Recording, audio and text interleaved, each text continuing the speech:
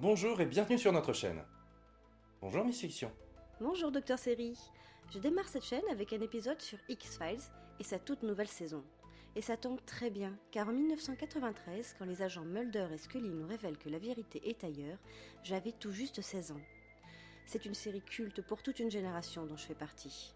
À cette époque, en France, la science-fiction sort du cinéma à gros budget et envahit nos petits écrans, notamment avec les soirées fantastiques, puis dans la trilogie du samedi de la petite chaîne qui monte. Et à partir de 2006, j'ai commencé à décrocher. Mais là, X-Files revient après 13 ans d'interruption. Je ne pouvais pas louper ça. Ah, c'est beaucoup moins risqué pour les producteurs de ressortir des cartons une vieille série que d'en créer une nouvelle. Mais là, après tout ce temps, c'est quand même un sacré pari. Surtout que l'on peut se poser la question du public d'une telle série. Eh bien je crois que c'est nous le public ciblé. Les fans des premières heures de la science-fiction à la télé. Ceux qui ont plus ou moins lâché l'univers des séries. Et pourtant, ça ne va pas être simple de nous reconquérir, parce qu'aujourd'hui, on peut techniquement faire tellement mieux qu'il y a 20 ans quand les premiers épisodes de la série ont été tournés. Et puis nos attentes ont évolué. On veut un sujet intéressant, on veut des effets spéciaux qui nous éblouissent, on veut des personnages qui ont du caractère et de bons acteurs pour les révéler, et surtout on veut un scénario qui a du sens. Tout cela sans trop s'éloigner du mythe. X-Files c'est une série culte, il n'est pas question de la massacrer. C'est justement là l'exploit de cette nouvelle saison. Ramener à l'écran un duo d'acteurs mythiques 13 ans après la diffusion du dernier épisode. Ça paraît inimaginable pour la plupart des séries des années 90 ou 2000.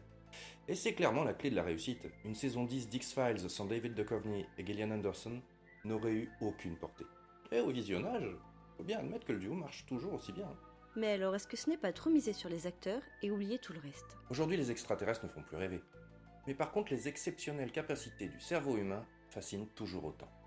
Et dès le premier épisode, le ton est donné. On va nous parler de sujets dans l'air du temps. ADN, mutation génétique, évolution, tout y est. X-Files est devenue au fil des saisons LA série de science-fiction. Mais ce qui la distingue, c'est qu'elle a réussi à créer sa propre mythologie. Dans un univers peuplé de monstres, au sens propre comme au figuré, d'anomalies de la nature ou de futures mutations. Il s'agit d'un aspect de notre monde connu seulement de quelques initiés ou placés, prêts à tout pour que le peuple reste dans l'ignorance. Une des craintes vis-à-vis de ce reboot, c'est qu'il brise cette mythologie. Le premier épisode remplit bien ce rôle. Il reprend les images d'archives, des photos avec Mulder en voix off qui résument son expérience X-Files. On a l'impression que les réalisateurs ont récupéré des rushs des saisons précédentes et on retrouve avec plaisir cette ambiance. Pourtant très vite, il est question de Uber, de drones. On est plongé dans l'actualité, la transition se fait tout en douceur. Et les théories complotistes, comment les faire évoluer ? Sans elles, X-Files perd tout son charme. C'est l'un des enjeux de cette nouvelle saison. Si la théorie du complot gouvernemental reste un point d'ancrage, la série doit s'adapter à un tout nouveau contexte. Les conséquences des événements du 11 septembre, les guerres en Orient, le terrorisme, autant de sujets sur lesquels elle ne peut pas faire l'impasse. La société elle-même a évolué et les séries d'aujourd'hui doivent en être le reflet. Et c'est d'ailleurs exactement ce qui va se passer dès le deuxième épisode et dans les suivants. L'homosexualité, la transsexualité, l'homophobie, le racisme, les extrémismes religieux, la misère des sans-abri, tous ces thèmes sont abordés. Oui, avec plus ou moins de profondeur. Ce qui est sûr, c'est que les scénaristes n'ont pas pris de risque dans leur approche. Et l'ensemble peut paraître assez consensuel, mais on peut souligner l'effort de ne pas avoir éludé des questions particulièrement sensibles. La question que tout le monde se pose, c'est quelle est la finalité de cette mini-saison ? C'est clairement une saison de transition. Elle relance le phénomène X-Files et teste son public. Mulder et Scully reviendront-ils dans une éventuelle saison 11 ? C'est trop tôt pour le dire. Surtout que dès l'épisode 4, on nous présente des candidats potentiels pour la relève.